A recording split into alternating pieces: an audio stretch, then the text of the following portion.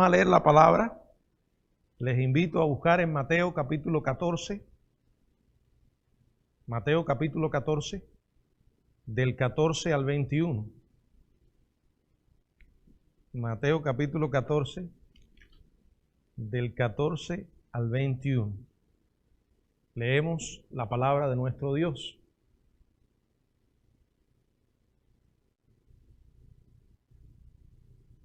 Y saliendo Jesús vio una gran multitud y tuvo compasión de ellos, y sanó a los que de ellos estaban enfermos. Cuando anochecía se acercaron a él sus discípulos diciendo: el lugar es desierto, y la hora ya pasada. Despide a la multitud para que vayan por las aldeas y compren de comer. Jesús les dijo: no tienen necesidad de irse, dadle vosotros de comer. Y ellos dijeron: no tenemos aquí sino 5 panes y 2 peces. Él les dijo: traédmelos acá. Entonces mandó a la gente a recostarse sobre la hierba, y tomando los 5 panes y los 2 peces, levantando los ojos al cielo, bendijo y partió y dio los panes a los discípulos y los discípulos a la multitud. Y comieron todos y se saciaron y recogieron lo que sobró de los pedazos, 12 cestas llenas. Y los que comieron fueron como 5,000 hombres, sin contar las mujeres y los niños. Padre, gracias por tu bendita palabra. Estamos aquí ahora para estudiarla, Señor. Pedimos la iluminación de tu Espíritu Santo. Guíanos, como has prometido, a toda verdad, Señor. Permite que podamos entender lo que tienes para nosotros. En el nombre de Jesucristo, amén. Bueno, el estudio de esta noche, continuando con la serie sobre el Evangelio de Mateo, lo hemos titulado Milagro de Matemáticas. Sí, como escucharon. El Señor también hace milagros de matemáticas. En esta ocasión vamos a ver un milagro de multiplicación. Vamos a ver al Señor manifestando su poder ante un desafío que dejó a los discípulos muy preocupados. Una situación de esas que llegamos a clasificar una situación imposible. Sin embargo, se nos olvida ante esas situaciones que esa es la especialidad de Dios. Porque nada es imposible para Dios. ¿Cuántas veces no nos vemos ante grandes desafíos? Son tan grandes las necesidades y tan escasos los recursos. Es tan grande la demanda y sin embargo tan poco lo que tenemos. Se nos olvida que con Dios todo es posible. Y cuando clamamos a Él, como la Biblia nos manda, las cosas cambian. Y esa es la gran lección de este pasaje. Este es el relato de la alimentación de los 5,000. Y es el único relato de los muchos milagros que Jesús realizó que se registra en los 4 evangelios, atestiguando su importancia única. Quiero invitarles a que juntos exploremos las verdades que encontramos en este pasaje acerca de este milagro de multiplicación. Vamos a ver varias cosas, ¿no? Siguiendo el pasaje. Lo primero que quiero que veamos es la compasión que motivó el milagro. La compasión que motivó el milagro. Dice el verso 14, y saliendo Jesús vio una gran multitud y tuvo compasión de ellos y sanó a los que de ellos estaban enfermos. Dice la Biblia que saliendo Jesús vio que una gran multitud en la que solamente los hombres eran como 5,000. Dice la Biblia en el verso 21, sin contar las mujeres y los niños. Por los evangelios sabemos que las mujeres se sentían especialmente atraídas por Jesús. Debido a la personalidad del Señor, que las trataba con dignidad, con respeto, que les hablaba con gracia, en una época y en una cultura en que la mujer era tratada prácticamente como un objeto, Jesús viene rompiendo toda barrera y comienza a tratarlas con dignidad. Y esto hace que las mujeres se sintieran atraídas al maestro. Es probable que muchas de ellas vinieran en grupos o con sus padres o hermanos, además de aquellas que probablemente llegaron con sus esposos e hijos. También estaban los niños, que eran considerados una bendición del Señor y que también sabemos por la Biblia que se sentían especialmente atraídos por Jesús. Él sabía cómo tratar a los niños y la mayor parte de las familias en ese tiempo eran numerosas. Quiere decir que estamos hablando de una multitud bastante grande. Algunos han llegado a decir que probablemente 25,000 personas. A pesar de que Jesús se hallaba agotado, Él se siente atraído hacia la multitud y la razón por la que Jesús se identifica con esta multitud, dice la Biblia, que tuvo compasión de ellos. Nuestro Dios es un Dios que se identifica con nuestras necesidades. Es un Dios personal al que podemos ir porque Él nos conoce y nos entiende. Jesús sintió el dolor, experimentó la angustia por el sufrimiento de los demás. Debe haber sentido tanto dolor como el que sintió cuando se acercó a la tumba de Lázaro y lloró, como dice la Biblia en el Evangelio de Juan en el capítulo 35, o como la compasión que sintió al mirar a Jerusalén con lágrimas en los ojos y como dice Lucas 19:42, expresó estas palabras: oh, si también tú conocieses a lo menos este tu día, lo que es para tu paz. Jesús sintió compasión por las necesidades humanas y también porque Él como Dios tenía una percepción completa de lo que se trata el infierno y el tormento que van a enfrentar aquellos que le rechazan. Incluso cuando con amor curaba sus cuerpos, Él tenía un especial interés en sanarles el alma. Él mismo dijo: ¿de qué sirve si ganara todo el mundo y perdiera su alma?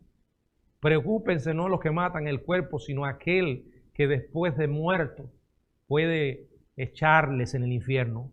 Estos afligidos a quienes Jesús sanó, que también menciona el verso 14, dice la palabra que tuvo compasión de ellos y sanó a los que de ellos estaban enfermos.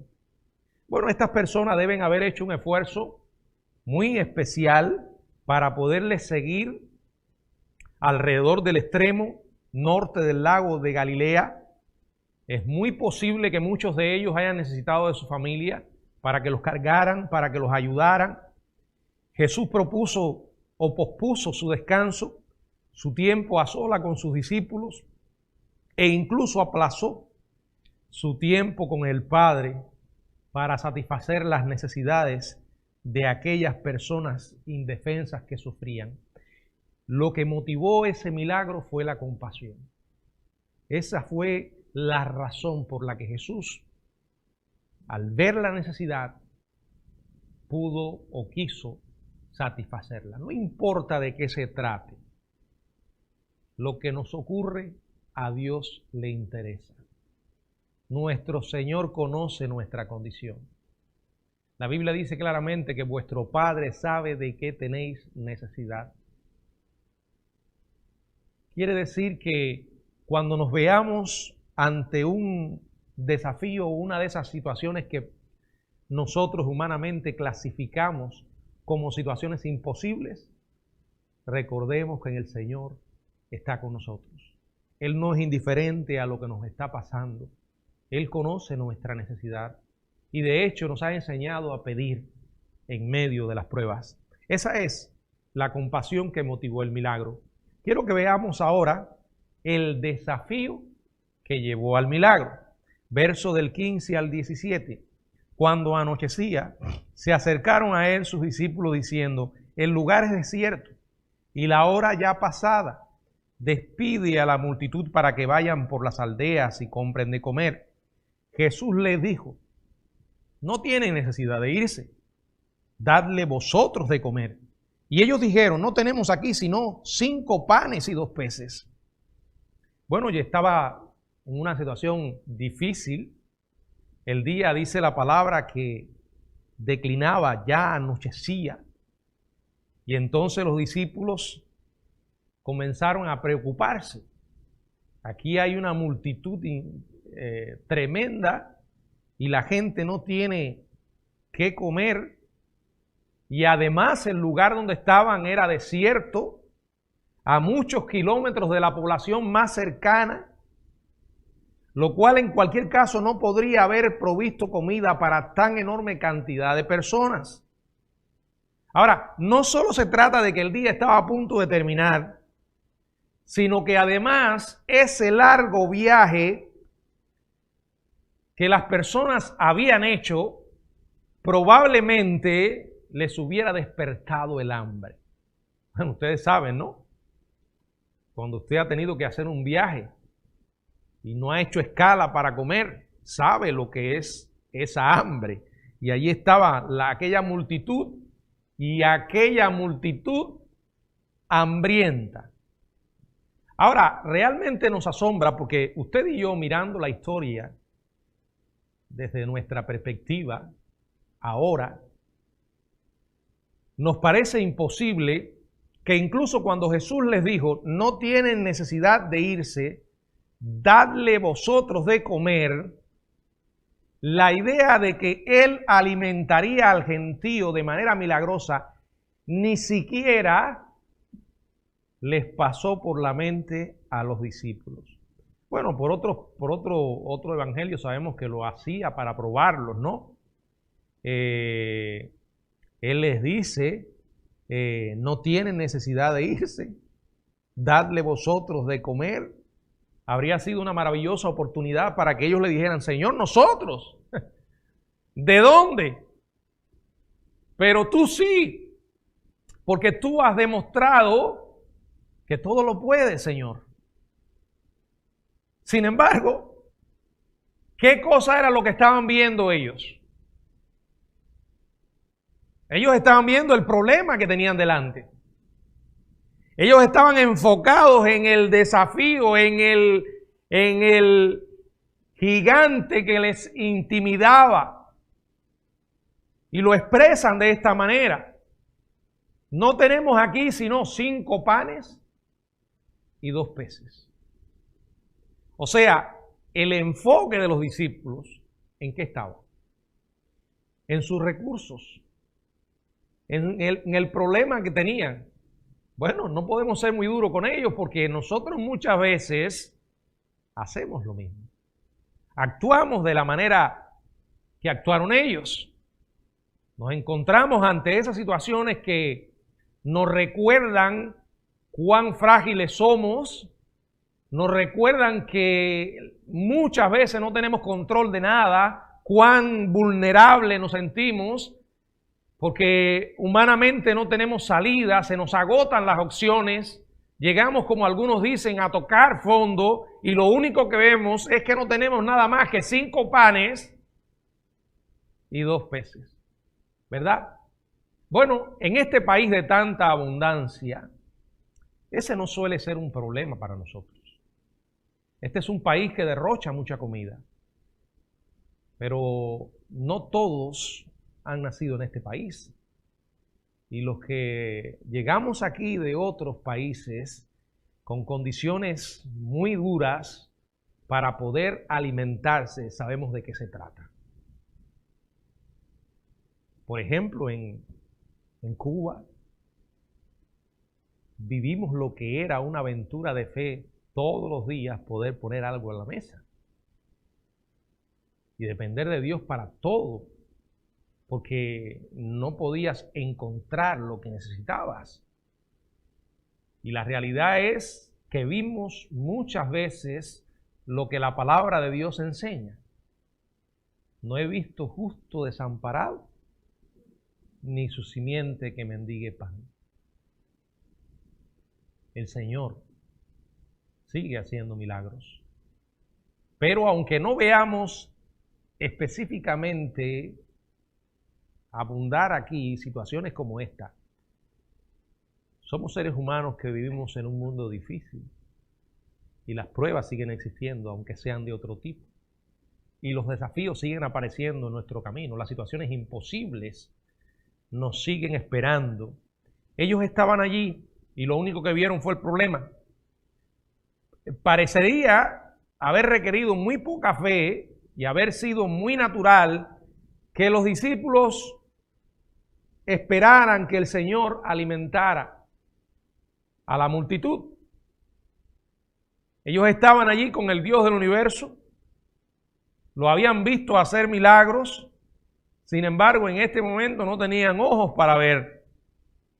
Si alguien les hubiera preguntado, por ejemplo, ¿creen ustedes que Jesús pueda hacer tal cosa?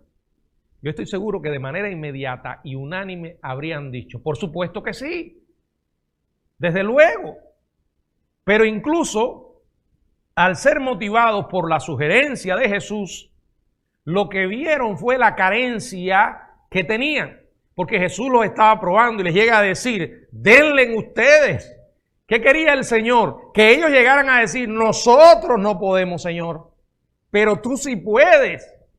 Él no esperaba en ninguna manera que ellos suplieran esa necesidad. Él sabía que era imposible para ellos. Como mismo sucede con nuestras vidas. Cuando nos encontramos en esas situaciones problemáticas, muchas veces nos creemos que podemos resolverlas y que Dios no entiende que nosotros no podemos. No, si Él sí entiende y de hecho nos llevó allí para eso. Muchas veces nos coloca en esos callejones sin salidas, como le pasó al pueblo hebreo cuando lo perseguía Faraón, ¿verdad? Él quiere que nosotros confiemos en Él, que en lugar de mirar a un lado y a otro, miremos al cielo, descansemos en su poder. A pesar de los 2 años que habían tenido caminando con Él, de oírlo enseñar la palabra y de verlo exhibir su poder, ellos estaban demasiado apagados espiritualmente para ver lo obvio, porque estaban usando simplemente sus ojos humanos y mirando únicamente sus propios recursos. Veamos ahora en tercer lugar el poder que realizó el milagro. Verso del 18 al 20, Él les dijo, traédmelos acá. Entonces mandó a la gente a recostarse sobre la hierba. Y tomando los 5 panes y los 2 peces, levantando los ojos al cielo, bendijo. Y partió y dio los panes a los discípulos y los discípulos a la multitud. Y comieron todos y se saciaron. Y recogieron lo que les sobró de los pedazos, 12 cestas llenas. Me imagino que con tristeza, con mucha tristeza en la mirada, Jesús les dijo estas palabras. Tráiganlos acá. Refiriéndose a los panes y a los peces. Hermano, no importa lo que tengamos, aunque sea poco. Lo poco en las manos del Señor se puede convertir en mucho. Lo mucho en nuestras manos solamente puede hacer poco. Él tuvo que decirle a los discípulos que hicieran lo que para ese momento debió haber sido una reacción natural, instintiva en ellos, porque lo habían visto. La orilla del noroeste del lago de Galilea a menudo estaba cubierta con una hermosa y verde hierba hierba durante la primavera. Pero en lugar de estar sentada, las personas habían estado de pie a fin de ver y oír mejor a Jesús. Por eso ahora, ¿qué hace Él? Les manda a la gente a recostarse sobre la hierba. Él quería que estuvieran cómodos y de esta manera hacer más fácil la distribución de la comida. Dice Marcos capítulo 6, verso 40, que los hizo sentar en grupos de 100 y de 50, dejando senderos entre los grupos para que los discípulos pudieran andar en ese sendero mientras le servían a la multitud. Cuando se hubieron sentado, la palabra dice que Jesús tomó los 5 panes y los 2 peces, pero antes de realizar el milagro que había planeado todo el día, levantando los ojos al cielo, bendijo los alimentos, dando gracias al Padre. En Juan capítulo 6, verso 6, leemos lo que dice la Biblia. Juan capítulo 6, verso 6, dice, pero esto decía para probarle, porque él sabía lo que había de hacer. El Señor siempre sabe lo que hace. Muchas de esas situaciones llegan a tu vida y a la mía para probar nuestra fe. Y recuerda siempre esto, querido hermano, el Señor siempre sabe lo que hace. La Biblia dice en el versículo 11, y tomó Jesús aquellos panes, y habiendo dado gracia, los repartió entre los discípulos, y los discípulos entre los que estaban recostados, asimismo de los peces, cuanto querían. O sea, dio gracias. Entonces el Señor, regresando a Marcos 14, partió y dio los panes a los discípulos, quienes a su vez lo llevaron a la multitud. Y dice la palabra que comieron todos. Ahora, preste atención a esto. La Biblia no dice exactamente en qué momento se realizó el milagro. Al parecer, fue una multiplicación continua que iba ocurriendo a medida que los discípulos caminaban entre los grupos distribuyendo la comida. Fíjense qué manera tan natural y sencilla de realizar un milagro. Aquí no encontramos nada de fanfarria, ni de un cambio dramático de poco a mucho. Es más, podríamos decir que el milagro fue casi invisible, siendo evidente su magnitud cuando todos, entre los miles de asistentes, comieron. Yo no sé si usted ha vivido una experiencia que les recuerde a este milagro, pero nosotros la hemos vivido. ¿No le ha pasado a veces que, específicamente en el área de la comida, ¿verdad? De pronto se ve ante un grupo de personas que usted no estaba esperando y los alimentos que tienen no son precisamente los que podría satisfacer a tantas personas. Y por fe usted sencillamente los reparte y al final uno dice, ¿y alcanzó para todos? Bueno, no solamente lo hemos visto en el orden familiar, también lo hemos visto en la iglesia. En Cuba lo veíamos mucho, ¿verdad? Cómo el Señor obra. Y miren, no solo con los alimentos. Mi experiencia me ha demostrado o he vivido con relación a lo económico. ¿No le ha pasado eso? Que son tantas las necesidades que aparecen y de pronto usted dice, yo no sé cómo pudimos suplir todas las necesidades. El dinero alcanzó y sobró. De la misma manera que a veces puede ocurrir lo contrario. Y cuando usted se toma un poquito de trabajo para analizar su vida, lo primero que va a descubrir es que usted no ha sido fiel en dar para la obra de Dios.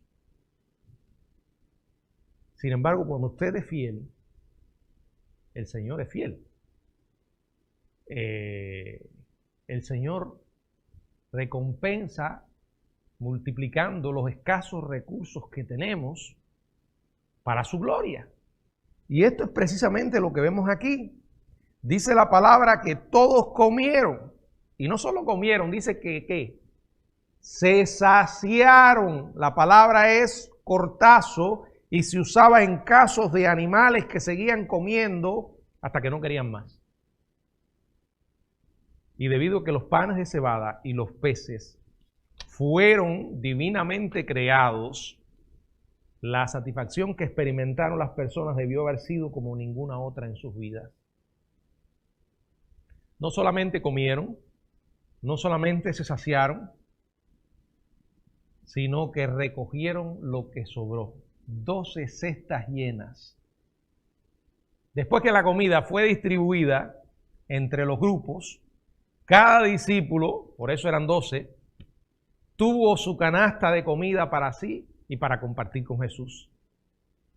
O sea, en la economía de Dios no hubo demasiado ni muy poco. Aquí encontramos, como hemos estado mirando, en primer lugar, la compasión que motivó el milagro, el desafío que llevó al milagro, el poder que realizó el milagro. Y quiero compartirles una idea más, y es las lecciones aprendidas en el milagro. Verso 21 dice, y los que comieron fueron como 5,000 hombres, sin contar las mujeres y los niños. Ahora, como dije, algunas personas piensan que pudo llegar a ser alrededor de 25,000 personas, si se contaban a las mujeres y los niños, considerando la cantidad de mujeres que pudo haber ido a aquel lugar y la cantidad de niños. O sea, era un gran gentío y generalmente estaba compuesto, o podemos clasificarlo, en 3 grupos. Allí estaban los 12. Allí estaba el remanente de creyentes entre la multitud, los que habían creído. Y allí estaba una enorme mayoría de incrédulos. ¿Qué lecciones aprendieron cada uno de ellos? En primer lugar, los 12. El Señor los llamó y comenzó a entrenarlos porque sobre ellos descansaría la responsabilidad de edificar la iglesia del Señor. Él tenía que prepararlos y sabía que el tiempo que le quedaba era corto. Y de aquí que Él les diera un número de lecciones con este milagro. En primer lugar, les mostró la necesidad de expresar compasión por las personas que son volubles y que no merecen ayuda, aunque no lo merezcan. Bueno, el Señor con este milagro llegó a satisfacer las necesidades de esas personas, aunque estaba consciente que la mayoría de ellos, pronto perdiendo el interés, se alejarían. Jesús enseñó a los discípulos a hacer las cosas de una manera ordenada y cuidadosa. Yo creo que el Dios de la Biblia es un Dios de orden. Y este es un ejemplo claro de esto. La Biblia nos dice en la primera carta a los Corintios, en el capítulo 14, verso 33, donde leemos, pues Dios no es Dios de confusión, sino de paz. Y luego en el 40, pero hágase todo decentemente y con orden. Y junto a esta lección de orden está una lección más importante. Y es la lección de la obediencia, aun cuando no tengamos todos los detalles. El Señor le dio los panes y le dijo, repártanlo. Y como dijimos, la Biblia no dice cuándo se produjo el milagro, pero probablemente se haya producido el milagro cuando ellos obedecieron. Antes de que supieran el propósito de hacerlo, a los 12 se les dijo que dividieran a la multitud en grupos de 100 y de 50. Y después que Jesús bendijo los panes y los peces y se los pasara a los discípulos, es probable que la comida no comenzara a multiplicarse hasta que fuera distribuida, como para llevar a los discípulos a ejercer la fe. El milagro se volvió eficaz solamente cuando los discípulos obedecieron el mandato del Señor. A veces queremos que Dios haga las cosas cuando nosotros lo queremos y sin mover un dedo. Muchas veces el Señor puede hacer eso, pero otras veces nos dice, yo quiero que obedezcas. El milagro de detener a Abraham no ocurrió hasta que no tenía a su hijo en el altar y con obediencia lo iba a sacrificar. Por extraño que le pueda haber parecido a Abraham ese mandato. De verdad que mientras más lo pienso, menos quisiera estar en las sandalias de Abraham. Porque no creo que estuviera preparado para obedecer una orden como esa. Sin embargo, Él lo hizo y la Biblia no recoge que haya cuestionado lo que Dios le dijo. Los discípulos obedecieron y el milagro se produjo. También aquí hay una lección de generosidad de parte de Dios. Dice la Biblia, toda buena dádiva y todo don perfecto viene de nuestro Padre, el cual da a todos abundantemente y sin reproche. En realidad, el Señor suplió las necesidades de la multitud, pero también observen que aquí no hubo desperdicio. Y esto es algo que es un detalle que no debemos ignorar. Nuestro Dios es un Dios de abundante providencia y Él no da con mezquindad. Y ante que los discípulos supieran que quedaría comida para ellos, obedientemente entregaron al gentío todo lo que tenían.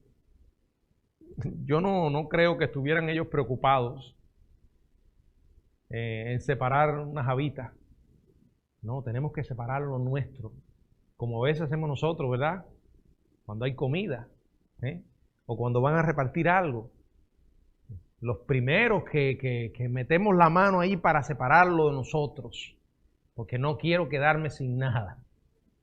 Los discípulos no hicieron eso. Yo no lo veo ahí. Ellos obedecieron. No sabían cómo iba a terminar la historia, pero obedecieron. Así como la comida no comenzó a multiplicarse hasta después que los discípulos comenzaron a distribuirla, las necesidades de ellos no fueron satisfechas hasta que hubieron suplido las necesidades de los demás. Y esto es una lección que no podemos olvidar. En estos tiempos de tanto egoísmo, donde todo se trata de mí, mío, yo, tenemos la filosofía de la guataca. ¿Saben lo que es una guataca? Bueno, es un instrumento que se usa para la agricultura, generalmente quitar las hierbas, mover la tierra. Es parecido al rastrillo, parecido. Lo que pasa es que la guataca es completamente sólida de metal. El rastrillo tiene huecos. Pero se dice la guataca porque lo único que hace es jalar para ti. Tú tiras y lo que vas a hacer es para acá. Y vuelve la guataca y es para acá. Y así es la filosofía o la mentalidad de hoy, ¿verdad?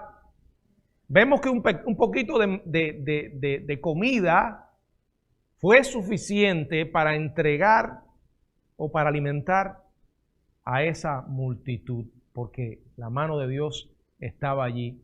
La Biblia dice en otro evangelio que se trató del almuerzo de un muchachito. De un muchachito. Muy pocas veces se habla de ese muchachito, ¿verdad? No se sabe realmente qué pasó con el muchachito. Pero yo me imagino que ese muchachito, la vida de ese muchachito debe haber quedado transformada ante ese milagro. Imagínense que llegara a su casa luego con abundancia y le dijera a la madre lo que pasó. Pienso que esa experiencia pudo haber cambiado la vida de ese niño, pero los discípulos obedecieron y ahí está la lección. No importa lo poco que tengamos, si el Señor está con nosotros. La lección suprema para los discípulos fue aprender a confiar en Dios aun cuando la situación te parezca imposible. Hermanos, hay muchas cosas que decimos creer y que las conocemos, la tenemos en la mente, pero no hemos dejado que baje al corazón. Hay muchas cosas que decimos creer acerca de Dios, pero a la hora de vivirlas tenemos un problema. Sabemos que Dios nos cuida y que Él está con nosotros. Pero cuando nos vemos ante un desafío de una enfermedad o de un virus o de cualquier otra cosa, se nos olvida eso. No podemos obviar las verdades que están en la Biblia. Y no se trata solo de conocerlas, es creerlas.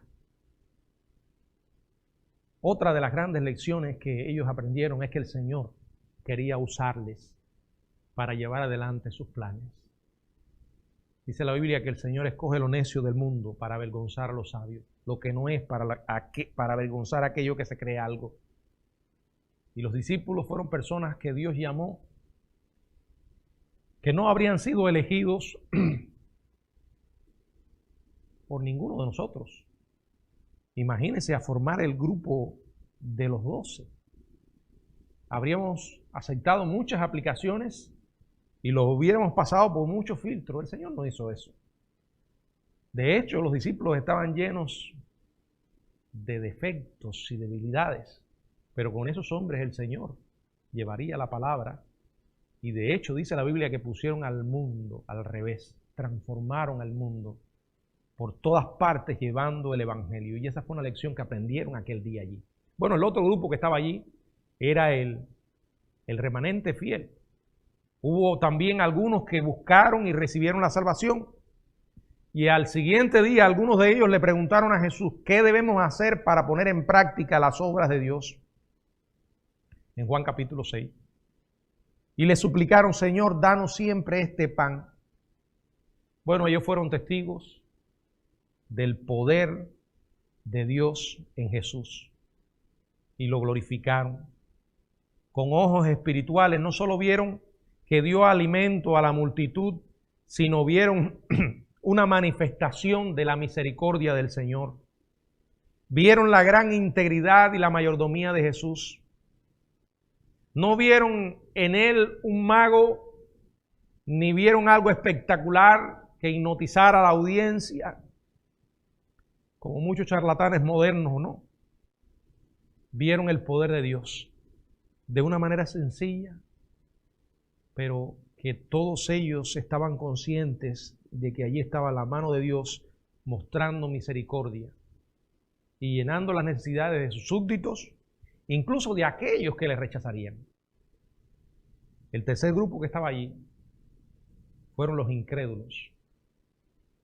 Los incrédulos fueron revelados. La más grande cantidad de tierra sobre la que el evangelio del reino cayó ese día estaba dura y espinosa, como la parábola que el Señor contó del sembrador. ¿Qué vieron esas personas? Bueno, la mayoría lo único que vieron probablemente ha sido una hazaña de magia. Nada más. Vieron claramente al Jesús humano, pero no miraron en él el Hijo de Dios. Tuvieron sus estómagos llenos como nunca antes, pero no llegaron a saborear el pan de vida. Quedaron físicamente llenos, pero espiritualmente vacíos. Recibieron luz, pero ellos prefirieron más las tinieblas que la luz. Fueron allí por lo que Jesús podía darles, pero sus corazones autocomplacientes e incrédulos les impidió recibir el regalo más grande que el Señor tenía para ellos. Hermanos, nuestro Dios es todopoderoso. Lo vemos no solamente obrando en los evangelios, lo vemos obrando en nuestra vida y lo vemos obrando todos los días. Y déjeme decirle que si no vemos más el poder de Dios, es por culpa de nosotros, que hemos cerrado los ojos y hemos dejado de ver y de oír. Hermanos, necesitamos que nuestra fe se fortalezca, porque el Dios en el cual creemos es real. Yo siempre he animado a la iglesia a que lleve un registro, una especie de diario, cada hermano, en el que ponga allí las peticiones por las que usted está orando y la fecha cuando comenzó a orar por ellas. Y cuando el Señor conteste su oración, vaya a su libreta y anote allí la respuesta. Miren, muchas veces estamos orando por algo y a veces se nos olvida que estábamos orando por eso. ¿No le ha pasado? Y ha pasado el tiempo y de pronto estamos ante una situación en la que recordamos, yo estaba orando por esto. Y el Señor contestó, no contestó en el tiempo que yo quería, pero contestó. Ahora levante un monumento cuando eso pase. ¿Qué cosa es un monumento? Algo a lo que usted pueda regresar y edificar su fe. Mirando esas anotaciones. Desde el año 92, creo que fue. aproximadamente, si no me equivoco, comencé a escribir un diario. Ya eso se lo he contado a ustedes muchas veces. Empecé con libretas y lapicero. Llegué a tener como 15 libretas escritas, que siempre era un problema con Débora, porque se las encontraba y quería leerlas. Y yo le decía, Débora, no la vas a leer hasta que yo me muera. No, pues yo quiero leerla. Eso es algo privado entre Dios y yo. Bueno, después con esto de la tecnología dejé de usar las libretas y ahora tengo discos duros y memorias. Pero no se trata solo porque registrar algunas experiencias, sino el objetivo que me motivó a escribir esto o hacer esto es precisamente eso. Y hace tiempo que no lo leo, pero cuando voy a una fecha que no recuerdo, voy busco y la encuentro y me quedo sorprendido porque leo cosas de las que ya ni me acordaba, donde Dios obró milagrosamente. Y la enseñanza es esta, hermano. Si lo hizo, lo volverá a hacer. El Dios que estuvo con nosotros en el pasado, está con nosotros en el presente y téngalo por seguro que estará también en el futuro. El Dios en el cual que hemos creído sigue haciendo milagros y sigue manifestando su poder. Confíe, no se deje intimidar por el desafío que ahora está enfrentando. Póngalo en las manos de Dios y retire sus manos. Deje que Él obre. Que el Señor nos bendiga.